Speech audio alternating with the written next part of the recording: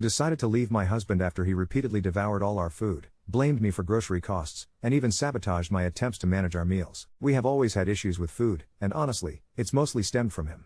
We met online, talked on there for years before we ever met in person, and by the time we finally met, I was in a rough spot financially. He knew that, so right away, he started paying for food. But then, whenever he got stressed, he started complaining about grocery costs. More than once, he blamed me for how much we were spending. I'd apologize and offer to pay him back, but he told me I didn't need to. He said he was just over-exaggerating because of stress and promised it wouldn't happen again, but of course, it kept happening. He'd bring up that he couldn't afford both of us.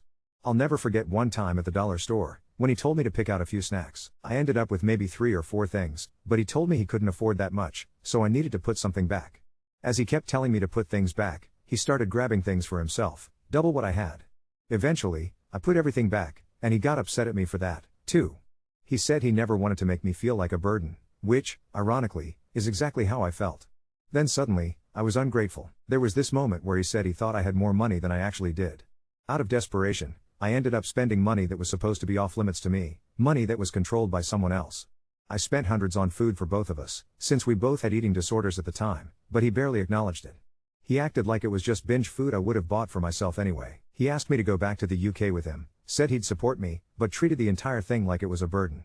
There was one day I wanted to walk to a nearby shop just to get a Coke and he complained. And then, all over again, he started blaming me for food costs, even though both of us were contributing equally. When we ordered food, it was always about 50-50, but he claimed most of the cost was mine. One time, I went to leave because I couldn't handle it anymore. He told me to go if things were so bad. Only then did he apologize and admit that we both contributed. But even after that, he kept exaggerating and blaming me whenever food went bad or the fridge shut off and we had to throw stuff out. After a while, I started buying food for us when I had money.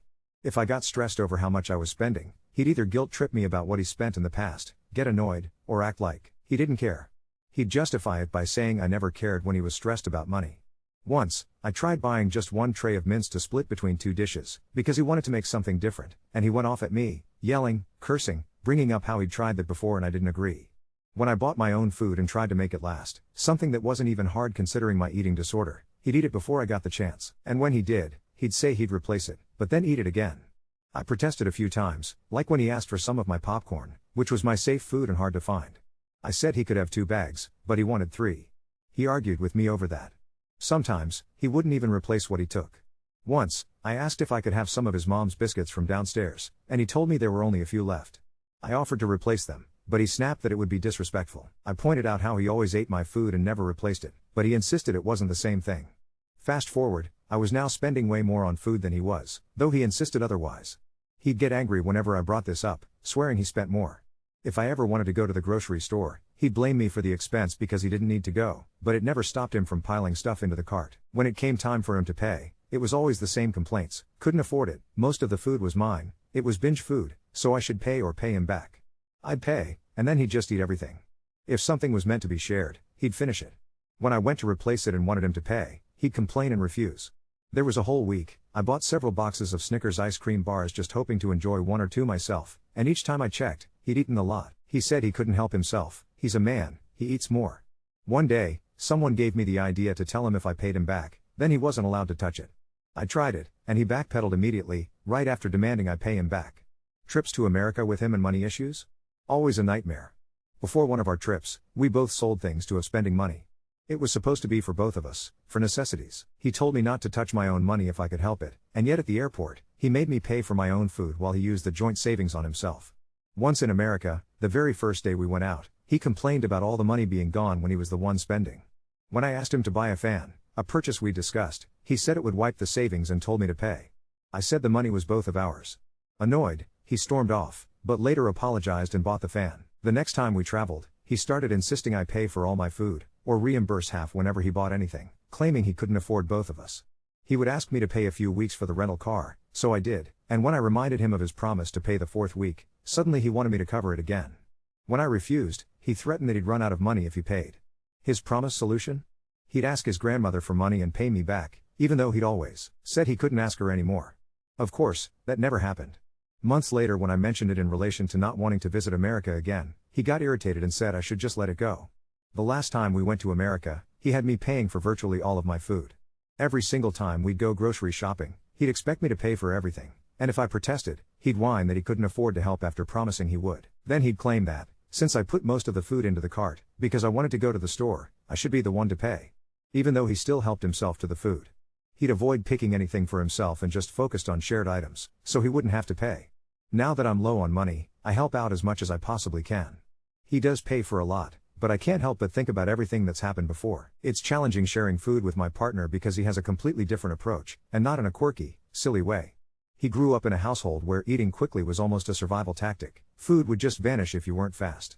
So now, as adults trying to live together and budget properly, I see him repeating the same habits, and it's driving me insane. Every time we buy food, snacks, sweets, pastries, he eats through everything in a matter of hours. It doesn't matter if we agreed to split things evenly or make them last.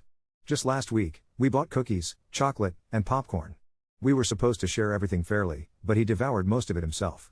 Then, yesterday, we each picked our favorite pastry. He grabbed croissants, and I went for a fruit Danish. I thought I was clever, telling myself I could make mine last a couple of days. I said it aloud, too, but he jumped in, suggesting we have both, so we'd each get to try the other's choice. Later, he offered me one of his croissants. Honestly, I was content with just a bite, so I declined. He ended up eating both croissants himself. And even though I offered to share one Danish with him, he refused and told me to save it.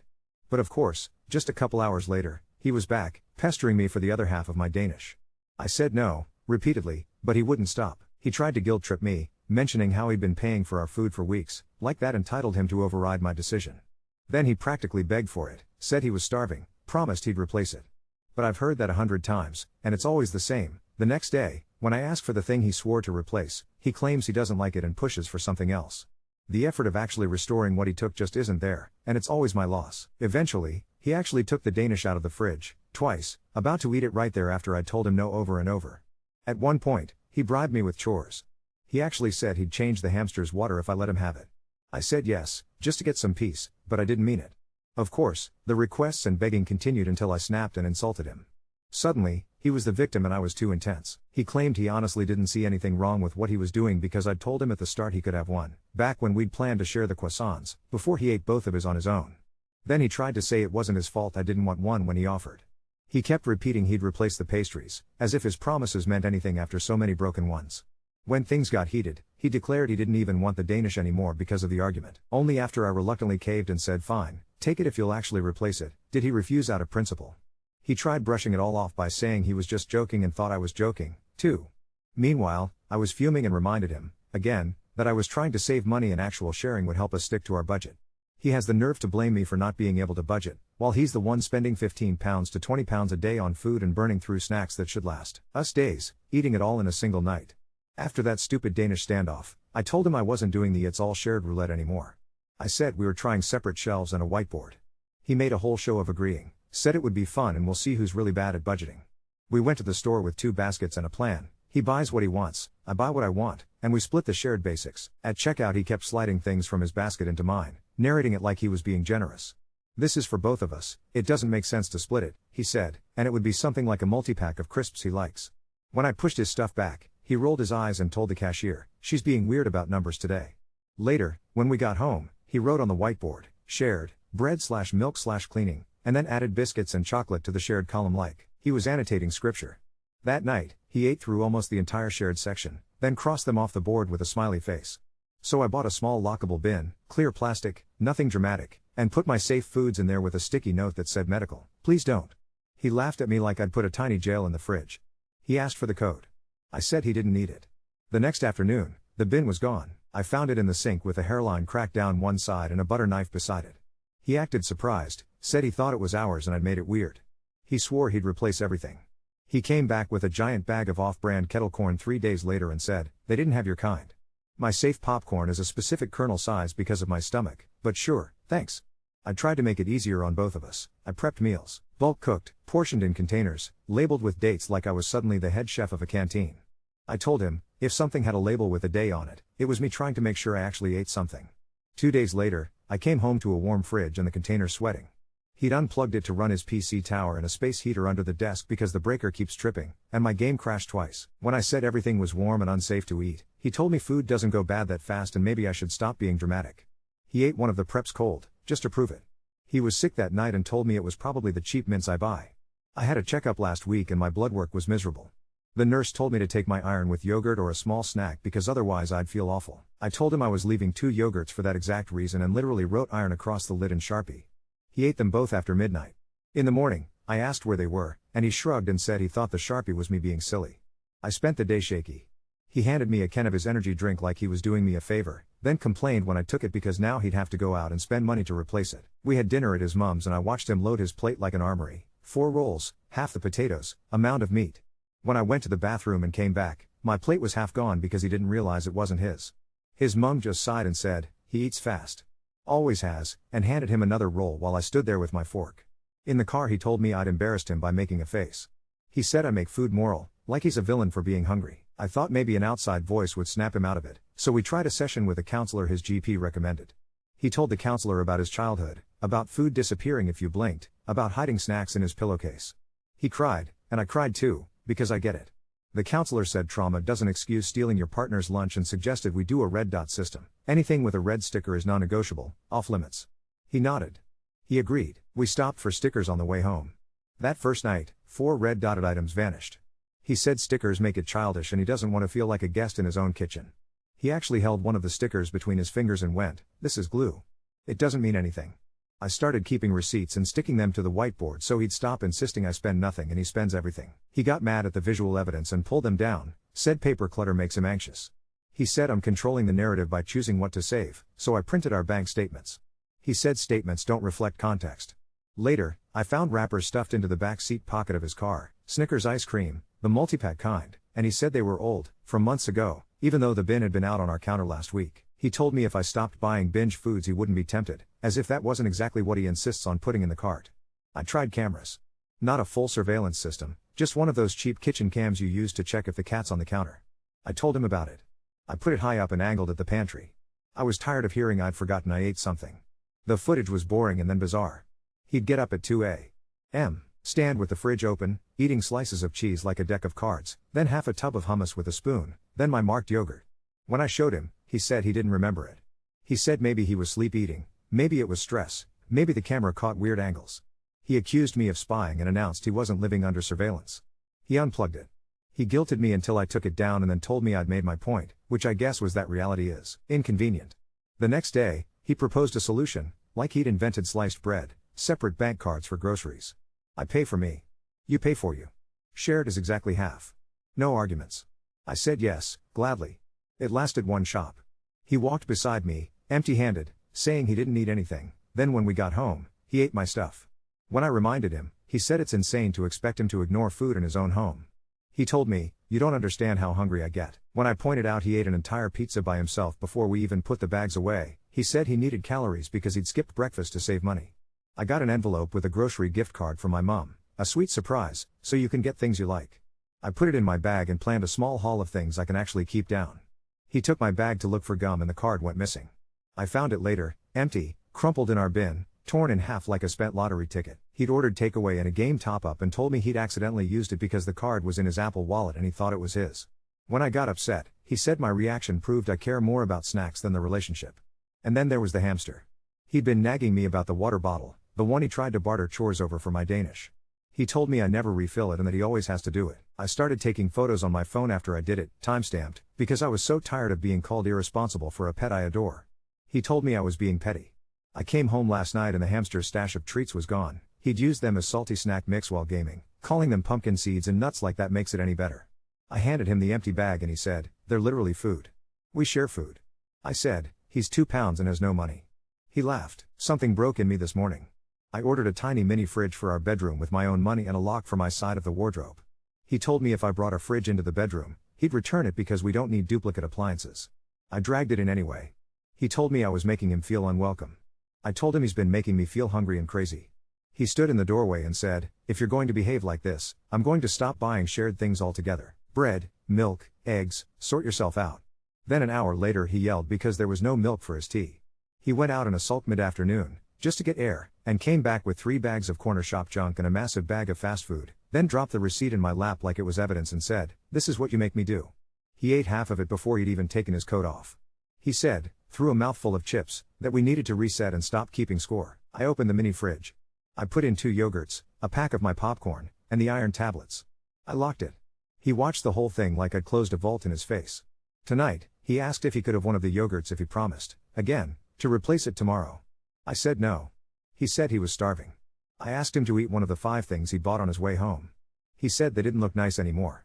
I asked him if he'd at least pay me back for my mom's gift card. He told me I needed to stop accounting our love. I told him I'm not accounting our love, I'm accounting missing food and missing money. He opened the wardrobe, tugged at the lock, and laughed without smiling. You really think you can keep food away from me? He said, like it was a challenge, like I'd hung a steak just out of reach of a dog. I'm tired of feeling like prey in my own kitchen. So I messaged the counselor and booked another session. For me this time, I moved my card to a new account. I put a red sticker on the inside of the bedroom door, right at eye level, because I knew he'd look. It means nothing to him, I guess. It means something to me. I'm not going hungry for someone who eats my Danish and calls it compromise. The day after I put the red sticker on the bedroom door, I actually went to the counselor by myself. I sat there and said out loud, like I was telling a police report, if he takes my marked food or unplugs the fridge, I'm leaving for 2 days, and I'm not buying groceries in that time. The counselor didn't blink. She asked me what leaving would look like in real life and I said, my mum's, the hamster in his carrier, my meds in my bag. No big speech. I felt stupidly calm on the bus home. Like I'd rehearsed a fire drill for the first time and now knew where the stairs were. I walked in and the bedroom was quiet. The mini fridge hummed, then it didn't. It was warm, the plug was out of the wall and tucked behind the skirting board like it had never been there. One of the yogurts was gone. The other was there but heavier, which makes no sense until you open it and it's yogurt with a layer of water on top because he'd run the tap over it to make it look full. You know when you can smell cold dairy? I could smell the sink on it. There were little fingernail dents in the lock where he'd tried it with something, then given up and gone for the socket instead. He was at his PC with his headset on, completely blank-faced, eating a wrap he'd just ordered, the kind with shredded lettuce falling out onto the keyboard. When I stood in the doorway with the watered yogurt in my hand, he paused his game and said, that plug was buzzing. It's unsafe. I didn't want to fire. I said, boundary violated. I'm going to my mum's for 2 nights. He took his headset off and told me I was making it theatrical. I put the hamster in his plastic travel box and the hamster did that little machine noise they make when they're confused, soft teeth scritching on the corner, and I packed a bag with the iron, the charger, the receipt folder he hates. He followed me onto the landing and said I was punishing him with absence like I'd invented the relationship version of detention. He was looking over my shoulder for the mini fridge key, which I'd taken off my ring because it kept catching on my bag zip. He said, leave the key then, like I'd left my phone charger behind by accident. I stayed at my mum's and ate a yogurt at 9 p.m. like a person and slept 9 hours. In the morning he texted a photo of an empty egg box and wrote, this is what happens when you weaponize food. Then, 3 hours later, I locked the shared cupboard, so we're even. He'd gone to B&Q and come home with a hasp and staple like a pirate and drilled it into the cheap MDF of the tall pantry cabinet we keep bread and cereal in. There was a little brass padlock on it you could have bought for a diary. The note taped over it said kitchen privacy, which I guess was supposed to be poetic. My mum said nothing for a while, then, I thought that boy couldn't keep nails in straight. She made tea and told me to nap again. When I woke up from abject exhaustion sleep, he had texted a photo of himself next to the locked cupboard, grinning with his hand on the padlock, like it was a new car. Then a second photo, his boots in my mum's hallway. He came over. He brought a lasagna from Tesco Finest and said he'd cooked, which meant he'd microwaved it until the corners went hard. He put it on the table like an offering. He did that thing where he tries to play host in someone else's house. He opened my mum's biscuit tin without asking and took 2. He went to the pantry like he always does and my mum watched him like he was a raccoon testing the latch on the bin. When he took a jar of peanut butter down and started opening the drawer for a spoon, my mum said, very quietly, put that back. He laughed because he thought she was joking, then watched her face and put it back. He kept telling her he was trying to lose weight anyway and that I'd made food into a power struggle. She got the empty gift card sleeve out of my bag and slid it across the table to him like a playing card. He didn't touch it. I went home to grab clothes when he'd finally left and found he'd actually locked the shared cupboard to himself, because he'd taken the key to his mum's house with him like that was going to stop me. I unscrewed the hinges on the back of the door with a butter knife and took out my cereal like I was opening a safe deposit box. He walked in while I had the door in my hand and said, that's illegal. I put the door down on the floor and said, this cabinet costs £29. 99 flat pack. The police aren't coming. He looked at the hole where bread used to be and went quiet in a way that was more dangerous than shouting. I had my second session the next day. I told the counselor about the lock and the unplugging and the lasagna and she said the words coercive control into the room very softly, like someone testing a new language.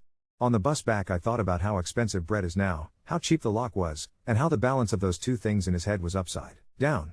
I didn't sleep at the flat that night either. He called around midnight and asked if I could at least be reasonable and leave the bedroom door open so he could use his desk without feeling like a stranger. I said, no. He hung up without the goodbye he does when he's trying to score the last word. Then, At 2 in the morning, my phone buzzed with a photo from our neighbor. Her Ring camera, him outside with 2 grocery delivery bags that were not ours, peering into them like a cat, then setting them down and taking a picture of the label where it said the flat number.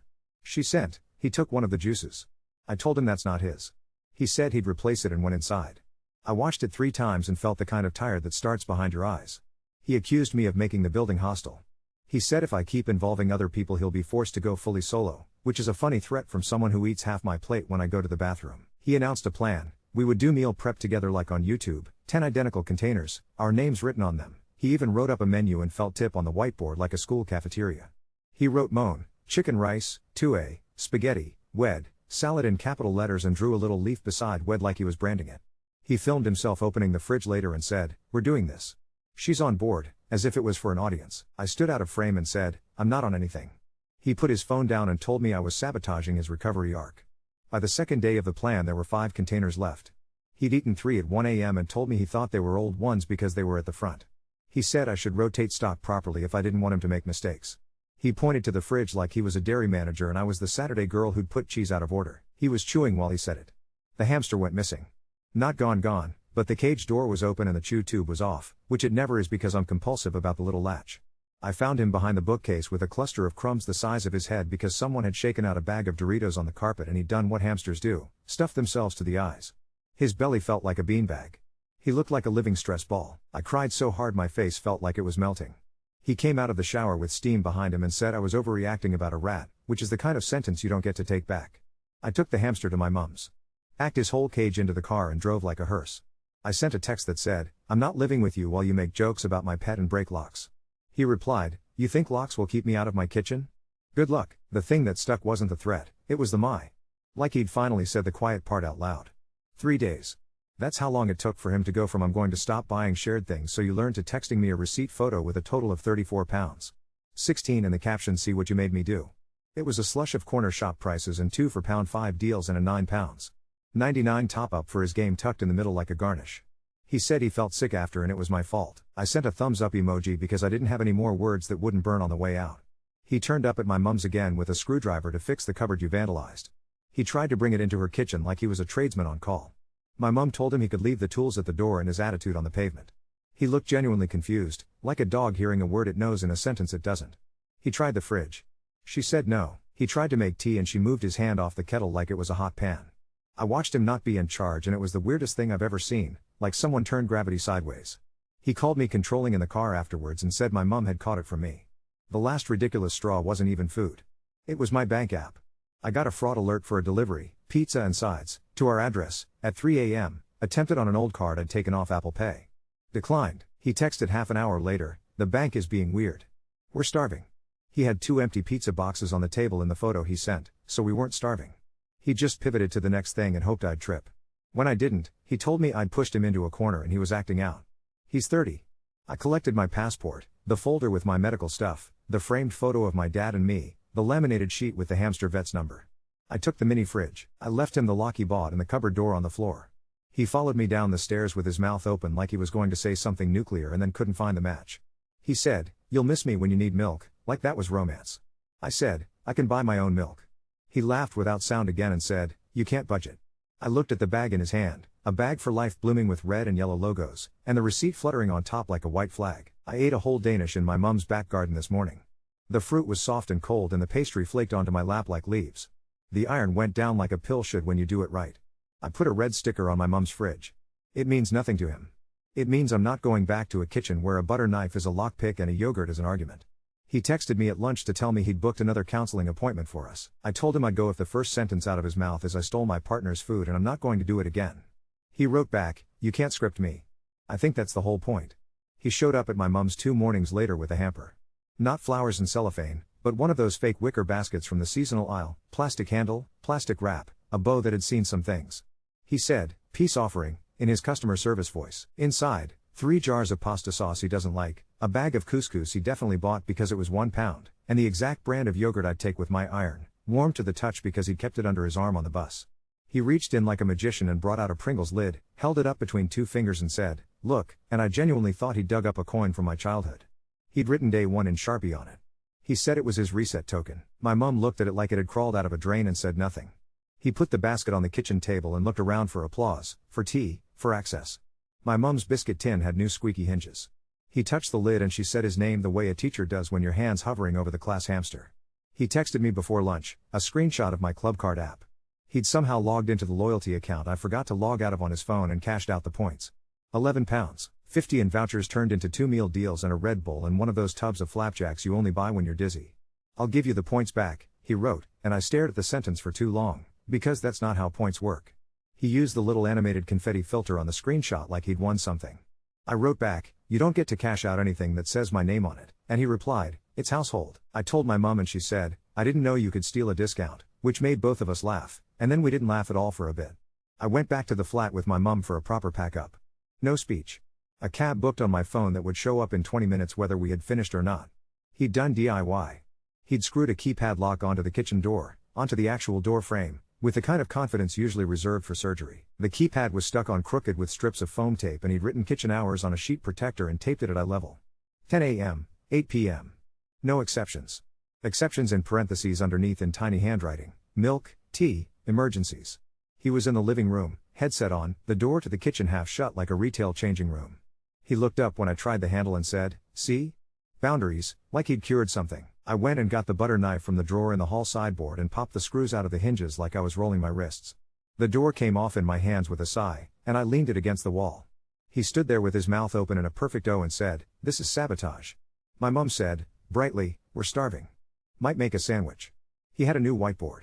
The old one was still on the wall with moan, chicken rice ghosting through in faint marker. The new one was bigger, wedged between the TV and the thermostat, with a grid drawn on it. Columns labeled inputs and outputs. Under inputs he'd written things like stress at work, you, and no sleep, you leaving, and under outputs he'd written binge. Regret. Anger, and then, underneath that, resolution. He'd put little ticks next to resolution like he'd earned them. He gestured at the board at one point and said, this is evidence, and I said, the wrappers are evidence, because I'd started finding them. Behind the couch cushions, the multi-pack Snickers ice cream sticks, melted and refrozen into a mop handle of caramel you could have used as a baton. Under his monitor, the foil lids from my yogurts, licked completely clean and smoothed flat. In his PC tower, when I unplugged it to move the surge protector, there were 2 empty crisp packets folded like flags shoved against the intake fan. I held them up and he laughed like he couldn't believe I'd found them there either. I read about mice, he said, and then stopped, because the sentence had nowhere safe to go. I wanted my dad's photo and the documents and my clothes. There were compromise battles I was willing to lose to speed run this, and then I opened the tall pantry cabinet. The hasp was still there, but the padlock was gone, and inside he'd built shelves for his new system out of shoebox lids and sticky tape. Each shelf had a sticky note. She, weird foods. He, regular foods. Shared, basic. My cereals were in the shared section, my tea under he, and a sticky note pinned to my granola that just said tax. There was a Pringles tube on the top shelf with red stickers stuck all over it like chickenpox. He dumped coins into it. When he reached up for it, it rattled like a child's piggy bank.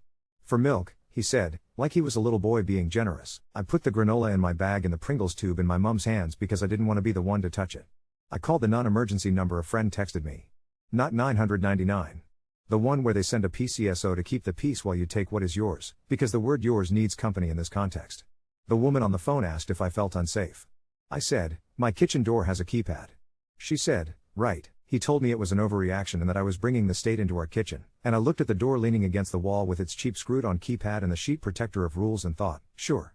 2 officers turned up with neon vests and polite faces and stood in the doorway while he talked at them about shared assets and tenancy rights. One of them asked, is there any property you dispute ownership of? He said, she thinks the milk is hers, and the officer's face did something I will roll in my mouth like a sweet for the rest of my life. He said, very gently, we're not here about milk. His mum came in halfway through with a carrier bag and said hello to the officers as if she'd been waiting for this moment since he was 2. She took one look at the keypad and then at me and then at him and said his name the way she had in my mum's kitchen. She put the bag on the table and took out an old biscuit tin with a broken hinge and passed it to me. Thought you'd want this, she said. Inside were Polaroids of him with missing front teeth and chocolate all over his cheeks and one where he's about 7 with a pillowcase in the corner that's swollen like he's stuffing it with laundry. Under the photos were receipts, ancient and curled, student union cafeteria, kebab vans.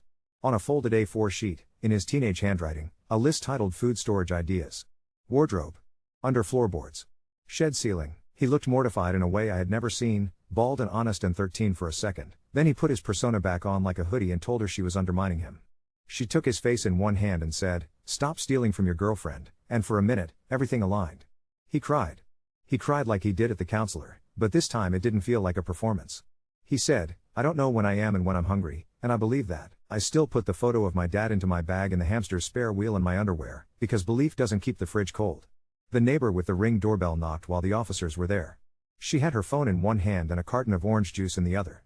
She said he'd taken it by accident at 2 in the morning and left the empty carton in the stairwell like a note. He started to explain about how he'd been hypoglycemic, and the officer wrote something in his notebook very slowly and said, "You can't take in the middle of the night and pay in the morning, sir." He said, "I said I'd replace it," and the officer said, "That isn't how theft works." Hearing the word was like popping a blister. The neighbor and my mom and his mom and 2 bored police officers and a man crying in front of a keypad he screwed on himself. I felt nothing and then a wave of heat and then nothing again, like I was walking past a bakery. He sent me a PDF later. He'd drafted a food agreement. It had clauses like, items unlabeled are considered communal unless explicitly declared otherwise in writing. Like, red stickers are not legally binding. Like, replacement will be like for like only within a 24-hour period, and beyond that, no replacement is considered due. He'd put a signature clause with 2 lines and a witness section like he thought he could notarize his appetite. I didn't sign it. He said I wasn't engaging in good faith. I told him faith isn't butter you can keep using when the knife is dirty.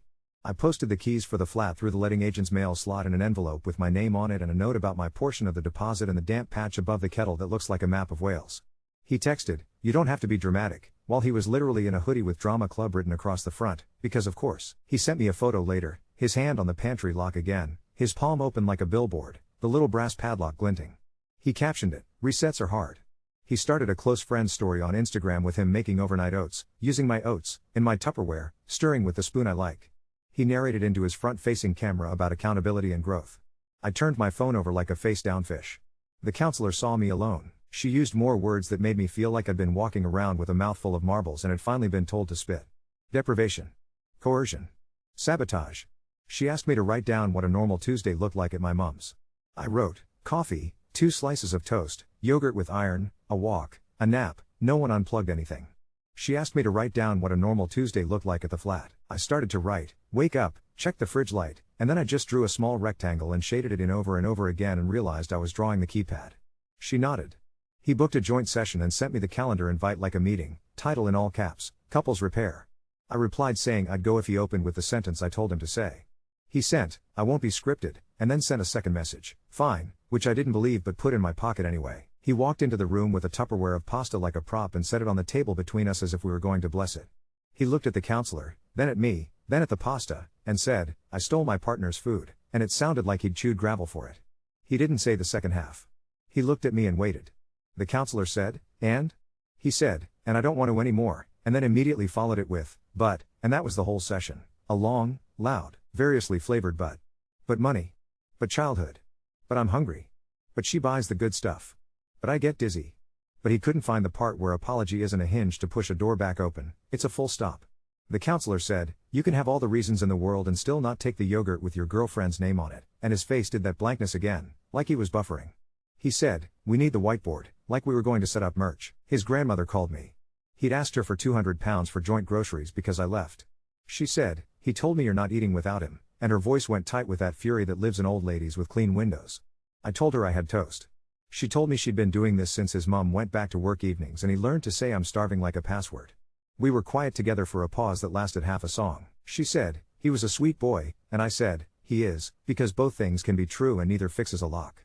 The last thing that tipped from grotesque to funny and then back was the HelloFresh box. It arrived at my mom's with my name on it. I didn't order it. I didn't recognize the meals.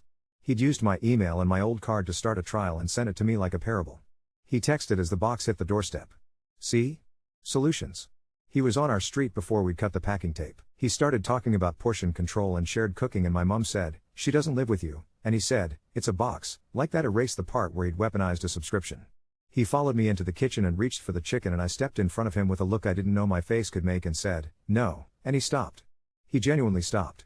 He put his hands up like I'd drawn a red dot on the air. Then he looked down at the recipes and laughed and said he didn't even like bulgur wheat.